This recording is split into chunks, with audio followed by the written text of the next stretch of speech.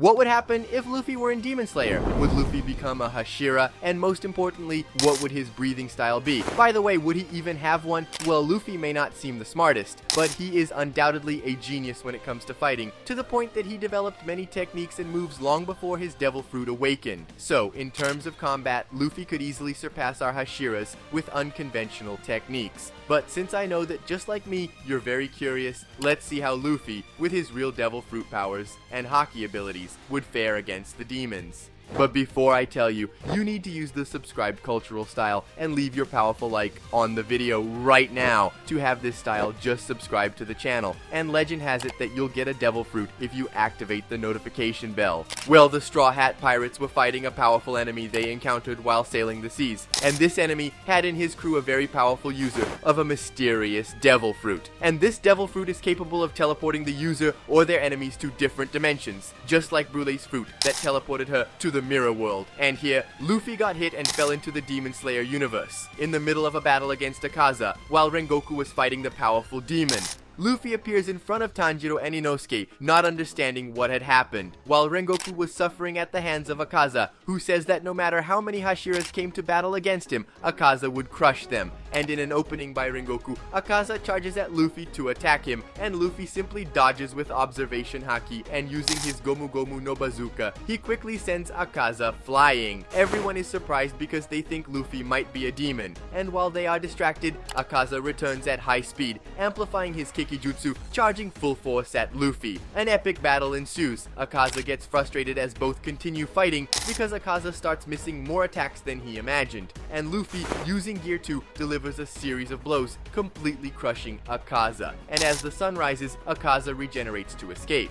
Rengoku tries to intercept him, but Akaza is still faster and dodges Rengoku to escape. However, Luffy stretches his arms and wraps around Akaza. As the sun rises, Akaza disintegrates, giving the victory to the Demon Slayers. Only thanks to the sun, Luffy was able to defeat Akaza. But will it be different with the next demons? Tanjiro and the others are surprised that Luffy didn't disintegrate, until Luffy explains the situation and tells them that he's really not a demon. Tanjiro says that Muzan might be able to help him get back home. After all, there are demons with various powers scattered across the world, so some demon may help him, whether for good or for bad, return to his crew. Thus, Luffy joins the Demon Slayers for a while, and being Luffy, he would think it's really cool to have the title of Demon Slayer.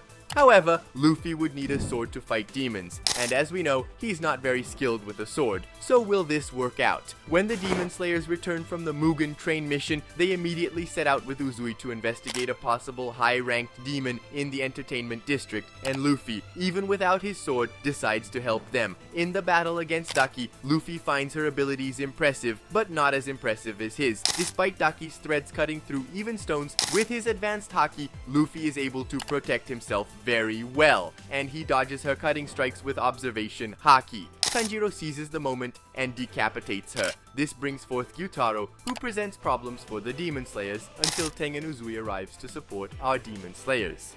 Luffy and the others realize that they need to decapitate both demons at the same time. This wouldn't be an easy task, but with Luffy's abilities, he would make it dozens of times easier than it was in the original line. You see, even though Gyutaro was able to poison Uzui with advanced armament Haki, the poison wouldn't even come close to Luffy, so Luffy would activate his Gear 4th Snake Man to stretch to the maximum and at an insane speed, strike and grab both demon siblings, wrapping around them again and restraining them. With the siblings together, Tanjiro and Uzui proceed to decapitate them. This feat happens easily, well before Tengen loses his arm, and Tanjiro loses his sword. And a detail, Tanjiro wouldn't be in the condition to activate his Demon Slayer mark, so that wouldn't happen here. But I have good news. Tengen would stay in the core, as he didn't suffer any damage that would make him stop to reconsider his retirement. But now the question remains, will Tanjiro be able to awaken the Hunter's Mark at some point in the story? Keep watching to find out. Heading to the blacksmith village where Luffy would retrieve his sword, the village is attacked by the demon fish of Gyoko, and Luffy, being Luffy, couldn't stay still, and while Haganezuka prepares his sword, he is outside training his Haki. Suddenly, the terrible Gyoko appears, and this demon is a huge problem for Luffy. As a user of an Akuma no Mi, Luffy is unable to move in the water nor swim, meaning his weakness is none other than water itself, and Gyoko's base techniques involve water. So, how would Luffy deal with this? The battle begins, and Luffy proves proves to be much stronger than Gyoko. With his great speed, he dodges all of Gyoko's attacks, but Gyoko plays dirty. He attacks the two blacksmiths who are there, and they are protected by Luffy. Gyoko is surprised and enraged that his spikes didn't penetrate Luffy's body. Gyoko gets angry and quickly uses his technique of 10,000 sliding slimefish. And with Gear 2, Luffy uses his Gomu Gomu no Gatling gun, which is basically a machine gun punch against Gyoko's fish, which contains a surprise. His blood is highly poisonous, so Luffy's hands are covered in highly corrosive poison. However, it's useless as Luffy has extreme resistance to poison. Charging at Gyoko, Luffy lowers his guard and is trapped in a water prison. While drowning, Muichiro arrives, having been thrown by the pleasure clone of Hantengo. He quickly frees Luffy with his mist breathing. Now Gyoko faces two incredibly powerful opponents. What will he do? Gyoko enters his hybrid fish form to become even faster, hoping to surpass Luffy's Gear 2. He fails miserably because he doesn't just have to worry about Luffy's speed, but also his observation haki, which allows Luffy to dodge all of Gyoko's powerful attacks. In the end, Muichiro has an opening to counterattack and decapitate Gyoko. With his defeat, Luffy grabs his sword and runs with Muichiro toward Genya to defeat Hantengo. At this moment, Mitsuri is fighting alone against the clones, and Genya is on the brink of death, as it was only thanks to Tanjiro that Zohakuten, the clone of hatred, emerged, a fusion of the other clones. Luffy and Muichiro soon arrive, defeating some of Hantengo's clones, forcing them to transform into Zohakuten. We should remember that in this situation, Muichiro is very revitalized, since he didn't fight fully against Gyoko. And now there are two Hashiras against Zohakuten. Seeing the difficulty the demon presents, Luffy tells both hunters to run and decapitate Mini Hantengo, while he deals with this bitter guy. Luffy simply awakens his Gear 5 and plays around with Zohakuten. He jumps between the wooden dragons as if they were trampolines, and when he becomes gigantic, he uses one of the dragons as a jump rope. As Zohakuten runs out of space to counterattack, he fires powerful lightning at Luffy, which does nothing. Luffy, besides being resistant, grabs the lightning and throws it back at Zohakuten, easily defeating the demon. And as soon as the hunters find Hantengo, they decapitate him, saving the village and becoming the heroes by the end of the day.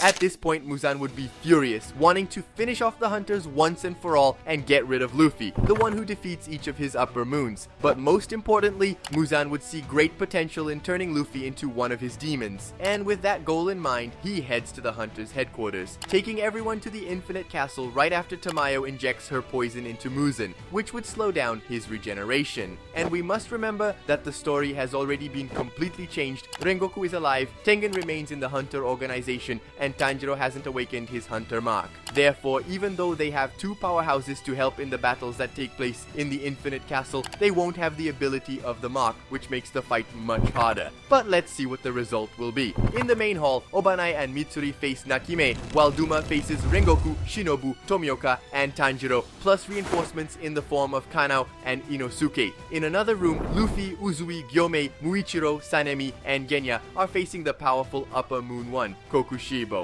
And in the middle of the battle, Luffy, being Luffy, punches Kokushibo in the fist while holding his sword, meaning he wouldn't use the sword as he's not used to it. Seeing how the demon is surprisingly stronger than any other, Luffy once again uses his 5th gear. He molds the pillars and walls of the Infinite Castle as he pleases, all to attack Kokushibo with even more power, as he regenerates endlessly, without time to counterattack Luffy's merciless strikes. In his final form, Kokushibo goes all out, forgetting about the other Hashira. Gyomei seizes the opportunity to decapitate the demon, who finally meets his end. And moving on to the final battle against Muzan, the Demon King observes that Luffy is happy in the face of catastrophe, with no sign of fear or worry. Muzan questions Luffy and says he should join his army, but Luffy says he just wants to go back to his crew and find the One Piece. Muzan immediately launches a series of attacks against Luffy in an attempt to turn him into a demon. However, with his advanced observation haki, Luffy easily dodges and counterattacks multiple times with unexpected moves, enraging Muzan with every strike. As time passes, Luffy plays around with Muzan until the sun rises, preventing the demon from escaping, and finally, Muzan meets his terrible end. Tanjiro feels pity for Luffy and is sad that he can't help Luffy return to his crew. Luffy tells Tanjiro not to worry as he trusts his crew. He adds that in the meantime, they should have a big feast to celebrate the defeat of the tyrannical Demon King. Finally, a portal appears with his Nakama saying they finally captured the Akuma no Mi user fugitive, and Luffy resumes his journey in search of the One Piece. Liked it? Then you know what to do. I picked this video here for you to watch. I guarantee you'll really like it. Share the video and become a member of the channel to support us. We're in this together, and I'll see you there, otaku.